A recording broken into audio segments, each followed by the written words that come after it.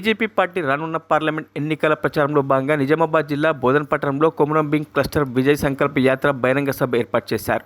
ఈ కార్యక్రమానికి ముఖ్య అతిథులుగా ఈటెల రాజేందర్, అతిథులుగా నిజామాబాద్ పార్లమెంట్ సభ్యులు ధర్మపురి అరవింద్, ఆర్మూర్ ఎమ్మెల్యే పడి రాకేష్, సభాధ్యక్షులుగా జిల్లా నేత దినేష్ పటేల్ తదితరులు పాల్గొన్నారు. ఈ సందర్భంగా ఈటెల రాజేందర్ మాట్లాడుతూ, నాడు ఉద్యమంలో కేసీఆర్ చెప్పింది ఒకటి చేసింది ఒకటని, అందుకే ప్రజలు గద్దెదించారని, నేడు బీఆర్ఎస్ పార్టీతో కొట్లాడింది బీజేపీ అని, కాంగ్రెస్ పార్టీ అబద్ధపు హామీతో ప్రభుత్వాన్ని ఏర్పరిచిందని, దేశం సురక్షితంగా ఉండాలంటే, ప్రపంచంలోనే అగ్రగామిగా ఉండాలంటే మరోసారి మోదీ రావాలని బీజేపీకి ఓటు వేయాలని కోరారు.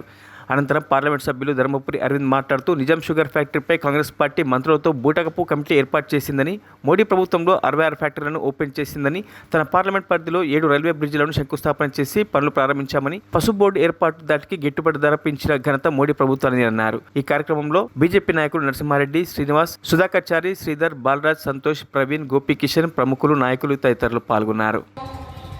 అభివృద్ధి కోసం మాత్రమే తెలంగాణ తెచ్చుకున్నాం. కానీ ఉద్యమంలో కేసీఆర్ ఏ మాటలు చెప్పిండో, అధికారం వచ్చిన తర్వాత ఏమి ఆచరణ పెట్టిండో నాకంటే ఎక్కువ మీరందరూ 10 ఏళ్ళుగా చూసినవే. పత్తులు ఏరిన కాడ, నాట్లు వేసిన కాడ, కలుపులో కలిసిన కాడ కేసీఆర్ గురించి ఏం గుసగుస పెట్టుకోవడం నేను మీకు వివరించి చెప్పాల్సిన. అందుకే కేసీఆర్ మళ్ళీ అధికారం రావద్దని చెప్పి కూడబలుక్కున్నట్టుగానే మొత్తం ఇంతకుముందు మా దినేష్ కులాచారి గారు చెప్పినట్టుగా కొట్లాడింది భారతీయ జనతా పార్టీ, బరిగీసింది భారతీయ జనతా పార్టీ, దానికి గద్దెలక తనకమైన పార్టీ కాంగ్రెస్ పార్టీ. ఎన్ని హామీలు ఇచ్చిండో ఆ హామీల గురించి ఇవాళ మీరు మర్చిపోయిండ్రు. హామీలు ఇచ్చిన పార్టీ కూడా మర్చిపోవచ్చు, కానీ కొన్ని మాత్రం ఇప్పటికీ అయితేమో అని చెప్పి ఎదురు చూస్తాను. నేను ఈ వేదిక నుంచి కాంగ్రెస్ పార్టీ ప్రభుత్వాన్ని, రేవంత్ రెడ్డి ముఖ్యమంత్రిని నేను అడుగుతా ఉన్నా, మీరు ఆనాడు ఎన్నికల్లో ఏ ఊరికి పోయినా, ఏ సభలో మాట్లాడినా ఏం మాట్లాడిన మీరు, నేను రాగానే మీ పెన్షన్ 4,000 రూపాయలు ఇస్తా, నేను రాగానే మీ హ్యాండిక్యాప్డ్ వాళ్ళకు, సకలంగులకు 6,000 రూపాయలు ఇస్తా, నేను వచ్చిన వెంటనే నీ రైతు రుణమాఫీ చేస్తా, నేను వచ్చిన వెంటనే నా తెలంగాణ ఆడబిడ్డలకు 2,500 రూపాయలు నెలకి టంచనగా అందిస్తా అని చెప్పి ఇలాంటి అనేక హామీలు ఇచ్చింది. అందులో ఎన్నికలు ఉన్నాయి కాబట్టి, పార్లమెంట్లో మళ్ళీ సీట్లు రావాలి కాబట్టి ఏదో హామీలు అమలు చేసే ప్రయత్నం చేస్తా ఉన్నాడు.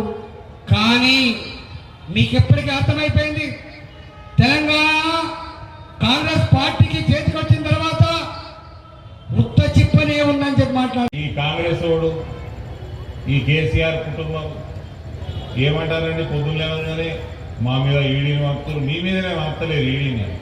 ఎవడెవడైతే దొంగ సొమ్ము జమ చేసిండో, బ్లాక్ మనీ జమ చేసిండో వాళ్ళందరికీ ఏదో పోతున్నది, ఈడీ పోతున్నది, ఐటీ పోతున్నది.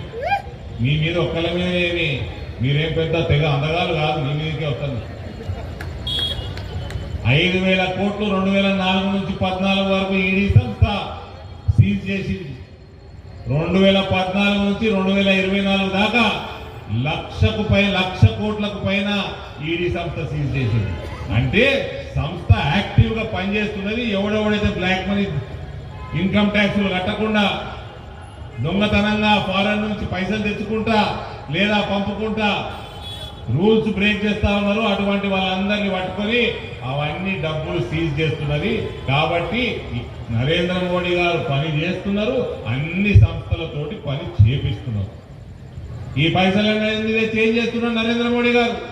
నేషనల్ హైవేలు కడుతున్నాడు, రైల్వే లైన్లు పెంచుతున్నాడు, డబ్లింగ్ల మీద డబ్లింగ్ చేస్తున్నాడు, ఉన్న రైళ్లని ఎలక్ట్రిఫికేషన్ చేస్తున్నాడు, రైల్వే ఓవర్ బ్రిడ్జ్లు కడుతున్నాడు.